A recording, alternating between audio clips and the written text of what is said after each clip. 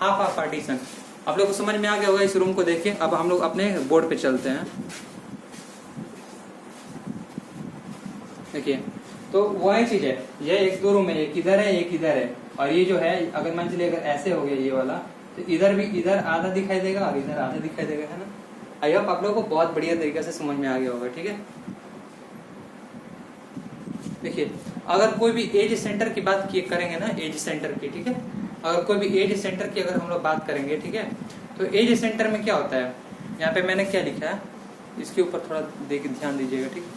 देखिए इसमें लिखा है each atom located at each center is shared between the two adjacent unit cell and only 1/4 of each atom belongs to a unit cell। जैसे मैंने आपको बताया था कि दो कि फेस सेंटर्ड वाला, ठीक है, उसी तरह ये एज सेंटर्ड वाला भी है, ठीक है। जैसे मैंने फेस सेंटर्ड का बताया वैसे ये क्या हो गया, एज सेंटर्ड का हो गया। मान के चलिए एक ये है, यह एक क्यूब है, ठीक है, यह एक क्यूब है, ठीक है,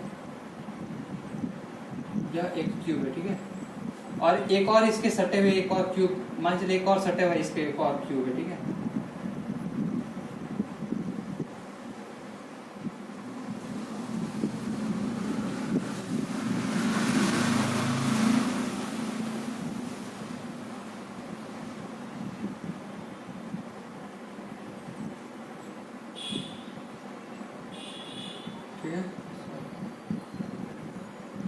ठीक है, और इसके सटे हुए एक और भी इसके पीछे क्यूब है, उसके सटे हुए एक और पीछे क्यूब है, ठीक है। ऐसा मैंने एक विजुअलाइजेशन के लिए आप लोगों को बताया, ठीक है। तो यह एज जो होता है, एक यहाँ पे मान चलिए, एक यहाँ पे एक क्यूब होगा और एक यहाँ पे क्यूब होगा, ठीक है, एक उधर साइड, ठीक है, उधर साइड अपने साइड, ठीक है। तो देखिए अगर मान चलिए एक कॉमन एज की बात करें, इसको अगर हम लोग कॉमन एज मान ले रहे हैं, ठीक है, इसको अगर हम लोग कॉमन एज मान ले रहे हैं, तो ये एक एज किधर किधर के साइड है, कितना शेयर कर रहा है, एक एज जो होता है कितना शेयर कर रहा है, तो ये एक क्यूब को, ये दूसरा क्यूब को, इसके पीछे वाला भी क्यूब होगा तो यही आएगा, इसका एज एक आएगा यही, तो ये तीसरा हो जाएगा और ये चौथा हो जाएगा।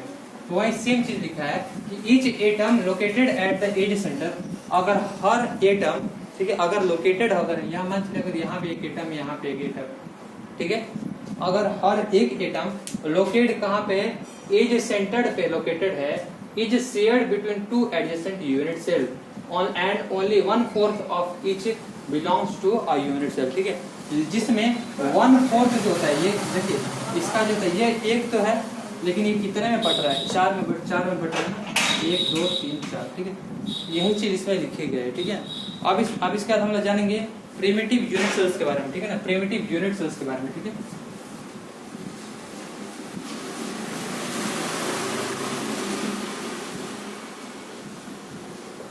Primitive unit cells, unit cell, ठीक है, या फिर इसको क्या कहते हैं, सिंपल यूनिट सेल्स कहते हैं, ठीक है, प्रिमिटिव को या फिर इसको सिंपल यूनिट सेल को, सिंपल यूनिट सेल, ठीक है, बात एक ही है, ठीक है।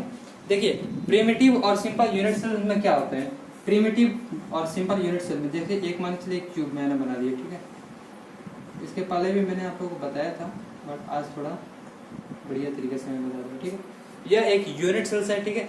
इस यूनिट सेल में क्या होता है, इसके जितने भी सारे एटम्स है वो केवल कॉर्नर पे प्रेजेंट होंगे, ठीक है, सिंपल है भाई, एकदम पूरा सिंपल सादा है, ठीक, सारे के सारे एटम्स जो होते हैं इसके कॉर्नर पे प्रेजेंट होंगे। तो मान के चलिए ये टोटल कितने हैं टोटल कॉर्नर 8 हैं, ठीक है, लेकिन अगर इसको शेयर करना हो, लेकिन अगर इसको शेयर करना हो तो ये कितने एटम को शेयर कर सकता है, 1/8 को ही शेयर कर सकता है, ठीक है, ये कितने एटम को शेयर कर सकता है, 1/8 को ही शेयर कर सकता है, ठीक है,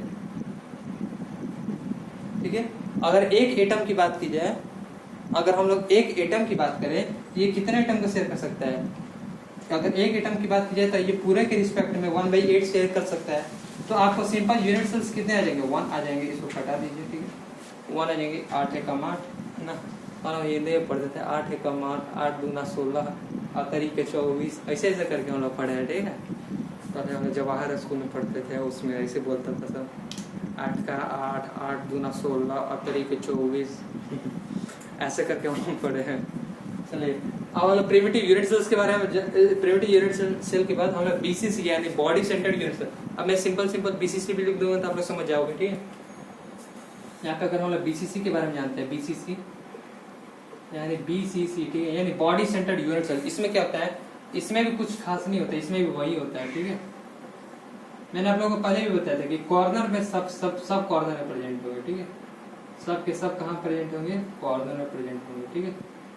सब के सब कॉर्नर में, या फिर बीसीसी हो, इंड सेंटर्ड हो, फेस सेंटर्ड हो, या फिर सिंपल क्यूबिक। तो भाई जब सब कॉर्नर में होंगे तो यही आएगा आंसर, यानी ये कितना शेयर करेगा, 1/8, यहाँ पे 8 × 1/8 शेयर करेगा, ठीक है। और प्लस ये बीसीसी है ना, तो यानी बॉडी सेंटर्ड, यानी सेंटर में कितना सेल, कितना एटम्स प्रेजेंट होंगे, एक एटम।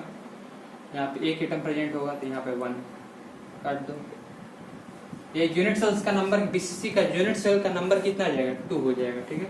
क्वेश्चन है, आपको क्वेश्चन भी मैं भी सेट कराऊं अगर आप लोग कहो तो, ठीक है। उसका फिर बीसीसी के बाद एफसीसी आएगा, ठीक है, यानी फेस सेंटर्ड यूनिट सेल, ठीक है। Face centred unit cell, face centred unit cell में क्या आता है, इसमें सारे फेसेस पे प्रेजेंट होंगे, ठीक है, सारे फेस पे प्रेजेंट होंगे, ठीक है।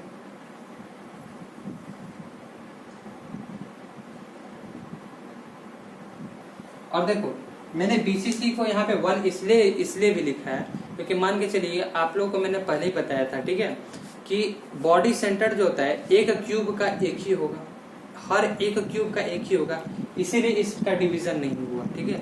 अगर इसका फेस सेंटर्ड का मैं बता रहा हूँ, फेस सेंटर्ड में क्या होता है, हाफ डिवीजन होता है ना, इसका बता रहा हूँ। देखिए ये तो 8 होगा ही होगा, सारे कॉर्नर पे 8 एटम प्रेजेंट होंगे ही होंगे, तभी तो एक ज्योमेट्रिकल बनेगा, शेप बनेगा क्यूब का, ठीक है। तो 8 जब होंगे तो अगर एक एटम की बात करें, एक एटम की, तो ये कितना कंट्रीब्यूट करेगा, 1/8 करेगा, ठीक है। अब यहाँ पे फेस सेंटर्ड है, यानी हर एटम अपने अपने फेस पे होगा, ऊपर वाला ऊपर के फेस पे, नीचे वाला नीचे, बीच वाला इधर, पीछे वाला उधर, और ये वाला इधर के साइड वाला इधर, और एक इधर के साइड वाला इधर।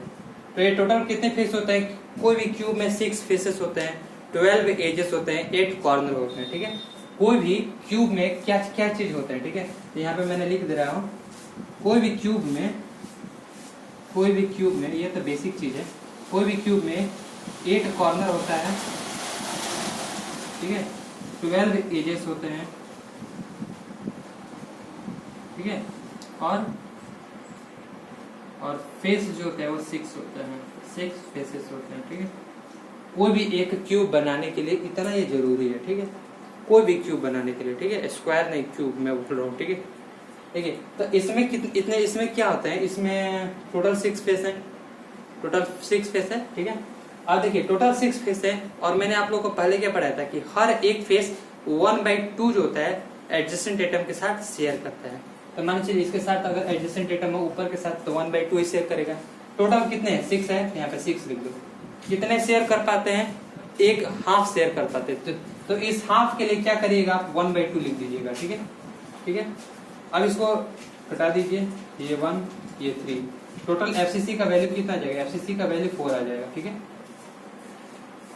आई होप इतना समझ में आया होगा। अब देखिए इंड सेंटर्ड इसके बाद पढ़ना हम लोगों को,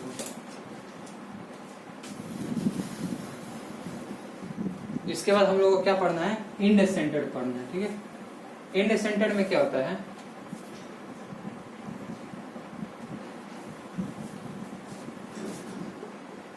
end centred cubic unit cell, इसका नंबर क्या होगा, इसका नंबर क्या होगा, इंड सेंटर्ड के लिए भी एक क्यूब बनाते हैं, ठीक है।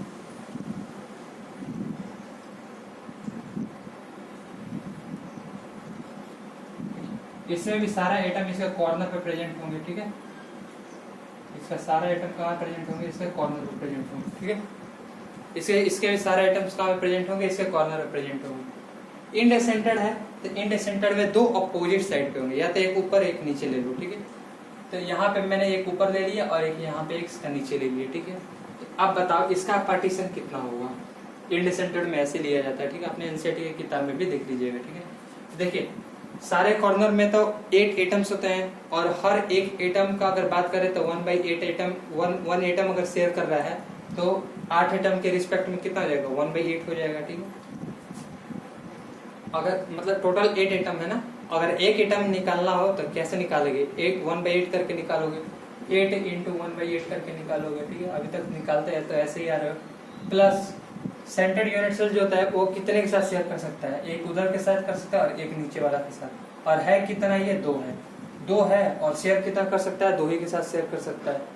यहाँ पे 1/2 लिख दो, हो गया, बता दो 1 1, इसका कितना आ जाएगा, 2 आ जाएगा। आई होप आप लोगों को समझ में आया होगा ये कितना समझ में आ गया होगा, आई होप दैट। अच्छा, मैं आप लोगों को अंत में भी ये बता दे रहा हूँ कि जो मैंने इसके पीछे वाला जो लेक्चर मैंने उस पर लेक्चर नंबर 8 लिखा गया था, वास्तव में वो लेक्चर नंबर 8 नहीं है, लेक्चर नंबर 8 ये वाला है, ठीक है।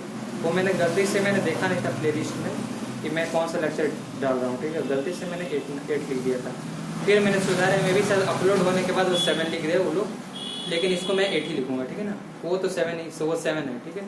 अगर 7 लिखा गया होगा, मैंने एडिट करके कर दिया था तो हम पे दिखा रहा था, लेकिन अपने वीडियो जब शेयर कर रहा था दूसरे पे तो उस पर लेक्चर 8 दिखा रहा था, ठीक है। तो एक्चुअली में वो लेक्चर 8 नहीं, वो लेक्चर 7 है, ये वाला लेक्चर 8 है, ठीक है। Thank you, have a nice day, जय हिंद, जय भारत। और अपने पेड़ एक जरूर लगाइए, ठीक है, क्योंकि आप लोग जान रहे हैं कि कोरोना काल में कैसा स्थिति था, ठीक है। कोरोना काल में स्थिति में आप लोग ऑक्सीजन सप्लाई, आप लोग जानते हैं कि ऑक्सीजन की किल्लत कितनी हो गई थी। भगवान न करे हमारे देश में ऐसा कभी आपदा दोबारा भी आए, ठीक है। इसलिए हम लोग को ऑक्सीजन के लिए पेड़ बहुत ज़्यादा लगाना चाहिए, ठीक है। अपने हर एक बर्थडे पे, साल में एक दिन तो जन्मदिन ही आता है, ठीक है। हर एक बर्थडे पे एक पेड़ जरूर लगाए, यानी हर साल में एक पेड़। आप देखिए, दूसरे को अगर आप जीवन दीजिएगा तभी आपको भी जीवन मिलेगा, ठीक है। आपकी भी जीवन उतनी ही बढ़ेगी जितना आप दूसरे को जीवन दान दीजिएगा। होता है ना, मारने वाले से बचाने वाले का कद जो होता है और जो होता है वो बहुत ही ज़्यादा ऊंचा होता है, ठीक है। मान्यता बहुत ज़्यादा ऊंचा उसी को माना गया, ठीक है। तो आई होप दैट कि आप लोग को ये बात समझ में आई होगी।